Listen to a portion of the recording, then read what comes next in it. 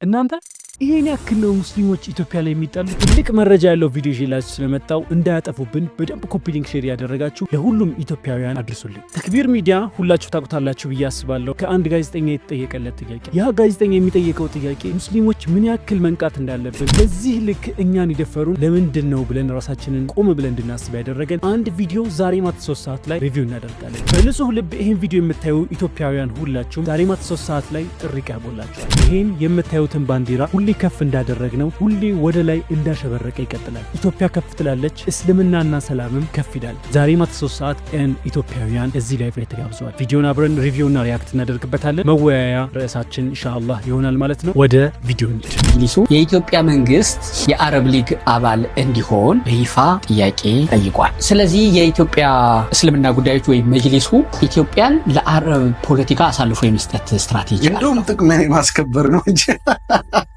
ዛሬ ያለችውን ቱርክ እስላማዊ ማንነት አላት ሀገር ሁና በኢኮኖሚዋ በብዙ ነገሯ። ኢትዮጵያ ደግሞ ሀገራዊ ሃይማኖቷ የተሰራችበት ክርስትና ነው። ደግሞ በስም ስንጠራው ኦርቶዶክስ ተዋህዶ እና ናሽናል ሃይማኖቷ ፊት ለፊት የመንግስት ነው። ይሄን ምን አትልም እንጂ ኢትዮጵያ ናሽናል ሃይማኖት የለም። በነገራችን ወገንተኛ የሚለውን እስኪ ዲፋይን አድርጉልኝ። ወገንተኛ ምን ማለት ነው? ካንተ በኩል ለምሳሌ ሰላም አለይኩም ብለህ ነው የምትጀምረው። ቻናልህም ተክቢር ነው። ወአለይኩም ሰላም ቢስሚላህ ብለህ ባርከህ የጀመርከው ፕሮግራም ኢሳቅ እሸቱ የሚለው ስምህ እስላማዊ አይደለም። ለምን ያለው ነው? እሸቱ ለምሳሌ አማርኛ ነው። አማርኛ ከእስልምና ጋር የሚጋጭ ነገር አለው?